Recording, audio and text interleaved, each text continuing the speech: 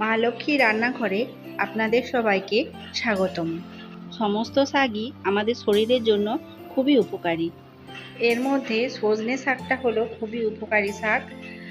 যারা সজনে শাক খেতে ভালোবাসেন তাদের তো এই নারকোল ও পোস্ত দিয়ে ভাজা করলে খেতে খুবই ভালো লাগবে, কিন্তু যারা এই শাক পছন্দ করেন না, এভাবে ভাজা করলে তাদেরও খুবই ভালো লাগবে।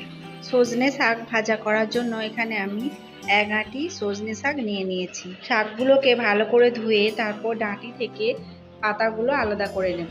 শাকগুলো ডাঁটি থেকে আলাদা করে নিয়ে আবারও ভালো করে ধুয়ে ধুতে রেখেছি। কড়াতে অল্প সর্ষের তেল দিলাম, একটা শুকনো লঙ্কা ফাটিয়ে দিয়ে দিলাম। লঙ্কাটা ভালোভাবে ভাজা হয়ে এলে পোস্তটা দিয়ে দিলাম তেলের ওপর। হালকা আঁচে পোস্তটাকে তেলের ওপর নেড়ে চেড়ে ভেজে নিচ্ছি। পোস্তটা বেশি কড়া করে ভাজবো না, হালকা করে ভেজে নেব। এর ওপর এবার আগে থেকে কেটে ধুয়ে রাখা শাকটা তুলে দিচ্ছি। কিছুটা শাক তুলে দেওয়ার পর এটাকে ভালোভাবে নেড়ে চেড়ে নিচ্ছি।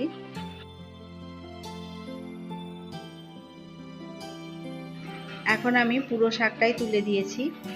এবারে এই শাকটাকে ভালোভাবে আবারও নেড়ে চেড়ে পোস্তর সঙ্গে মিশিয়ে নিচ্ছি।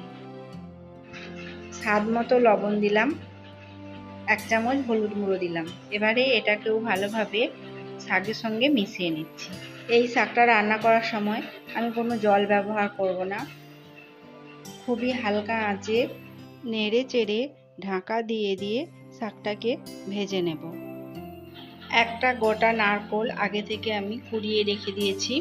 5 মিনিট পর আপনাদের শাকটা দেখাচ্ছি, দেখুন অনেকটাই ভাজা হয়ে এসেছে। এর আগেও আমি ঢাকনা খুলে খুলে 2-1 বার নেড়ে দিয়েছিলাম। শাকটা এবার ভালোভাবে ভাজা হয়ে এসেছে। এর মধ্যে এবার নারকেল কুড়োটা দিয়ে দেব। এখানে যেহেতু শাকের পরিমাণটা আমার অনেকটা আছে, তাই পুরো একটা নারকেল কুড়ো আমি দিয়ে দিচ্ছি। আপনারা আপনাদের শাকের পরিমাণ অনুযায়ী নারকেল কুড়োটা দেবেন, বা আপনারা শাকের মধ্যে যতটা নারকেল কুড়ো খেতে পছন্দ করবেন সেই অনুযায়ী নারকেল কুড়োর পরিমাণটা দেবেন। শাকের মধ্যে নারকেল কুড়োটাকে ভালোভাবে মিশিয়ে নিচ্ছি।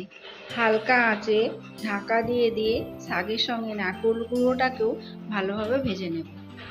2 মিনিট পর আপনাদের খুলে দেখাচ্ছি, দেখুন শাকটা এবং নারকেলটা ভাজা হতে হতে অনেকটাই ঝরঝরে হয়ে এসেছে।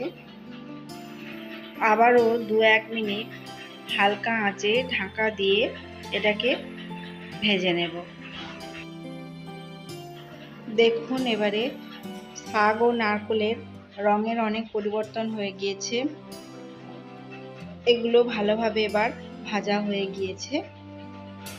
শাক, নারকেল ও পোস্ত সব একসঙ্গে খুব সুন্দরভাবে মিশে ভাজা হয়ে গিয়েছে। গ্যাসটাকে এবার বন্ধ করে দেব। এটা এবারে আপনাদের পরিবেশন করে দেখাচ্ছি, দেখুন কতটা সুন্দর ঝরঝরে শাকটা ভাজা হয়েছে। আমি এখানে পোস্ত ও নারকেল কুড়ো দিয়ে শাকটা ভেজেছি। আপনারা চাইলে শুধু নারকেল কুড়ো দিয়েও এভাবে শাকটা ভেজে নিতে পারেন। আপনারা যদি সজনে শাক নারকেল কুড়ো দিয়ে ভাজা করে খেয়ে থাকেন, তাহলে একবার নারকেল কুড়ো ও পোস্ত দিয়ে এভাবে ভাজা করে খাবেন। আশা করছি আপনাদের খুবই ভালো লাগবে। এবং যারা সজনে শাক খাননি তারা এভাবে সজনে শাক ভাজা করে খান, দেখুন খুবই ভালো লাগবে।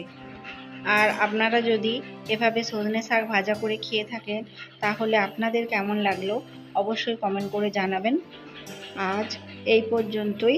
আপনারা সুস্থ থাকুন, ভালো থাকুন। নমস্কার।